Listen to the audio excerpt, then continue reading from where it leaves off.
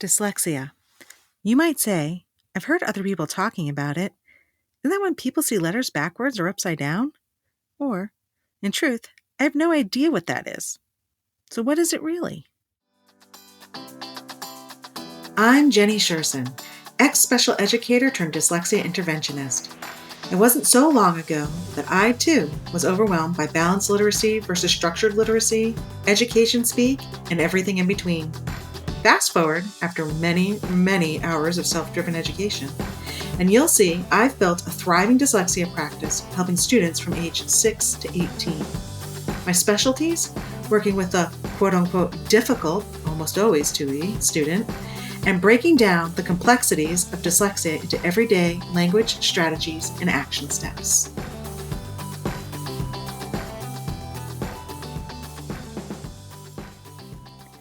Dyslexia is one of those disabilities that hides right out in the open. It's estimated that between 15 and 20% of people have it. That's 1 out of 5. In fact, it's so prevalent that 33% of students with an IEP have a primary eligibility, a specific learning disability, SLD. SLD is the umbrella category for dyslexia. This does not include the students who receive accommodations for their dyslexia under a 504. Chances are you have at least one dyslexic person in your life. So let's dig deeper into exactly what dyslexia is. Today, we'll look more closely at the definition of dyslexia. I chose the International Dyslexia Association's, IDA, official definition for this podcast. Here's the IDA's definition in full. Quote, dyslexia is a specific learning disability that is neurobiological in origin. It is characterized by difficulties with accurate and/or fluent word recognition and by poor spelling and decoding abilities. These difficulties typically result from a deficit in the phonological component of language that is often unexpected in relation to other cognitive abilities and the provision of effective classroom instruction.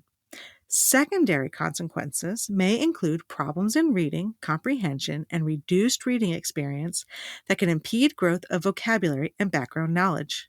End quote. So what does that mean? Well, let's break it down piece by piece. Specific Learning Disability, or SLD. The U.S. Department of Education defines specific learning disability as a disorder in one or more of the basic psychological processes involved in understanding or in using language, spoken or written, that may manifest itself in the imperfect ability to listen, think, speak, read, write, spell, or to do mathematical calculations, including conditions such as perceptual disabilities, brain injury, minimal brain dysfunction, dyslexia, and developmental aphasia.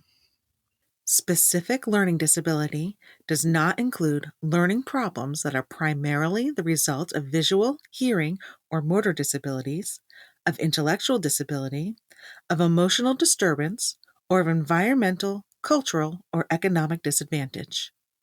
What is a neurobiological disability?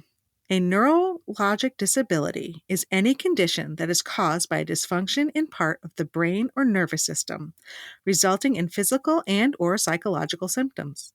In essence, a person's brain is wired differently than their peers. They see and process information differently.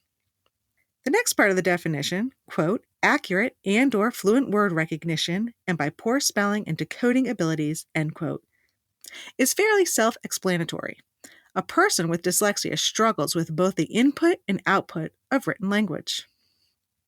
Then we come to, quote, a deficit in the phonological component of language, unquote. Here, the writers of the definition are talking about a person's ability to hear, process, and manipulate sounds on their own in relation to letters or letter patterns, otherwise known as graphemes. Okay, let's keep going. The next section reads, quote, often unexpected in relation to other cognitive abilities and the provision of effective classroom instruction, end quote. This refers to the fact that people with dyslexia are usually intelligent, verbally skilled, and have oral comprehension or connection-making skills well above their reading skills, and, air quotes, effective classroom instruction has been ineffectual. When a person struggles to read, some of the, quote, secondary consequences may include problems in reading comprehension and reduced reading experience that can impede growth of vocabulary and background knowledge, end quote. People who struggle with written language work so hard to decode the individual words, by the time they get to the end of a sentence or paragraph, they are no longer able to put all the pieces together. Their brain is too tired to connect the individual words into a string of phrases and sentences, which in turn hampers their ability to comprehend what they just read. In short, the less you read, the less words and ideas you are exposed to. This also has an effect on your overall comprehension. If you haven't been exposed to an idea or a larger vocabulary, you're limited to how deeply you can connect to and understand the words in front of you. So let's recap. Dyslexia is a neurological disability that unexpectedly affects a person's ability to process written language. This is typically due to a difficulty with connecting and understanding sound or letter combinations, which can lead to problems with reading comprehension, limited vocabulary, and limited background knowledge. Great! Now you know and have an understanding of what dyslexia is. But what does it look like in the real world? In our next episode, we'll explore the different signs and behaviors related to dyslexia. I hope you enjoyed this episode of Literacy Untangled. If you loved this episode as much as I did, head on over and rate and subscribe so you never miss an episode. If you want to continue the conversation or share your takeaways, head on over to our Instagram at Literacy Untangled and comment on your favorite part. I can't wait to hang out with you again soon. Bye!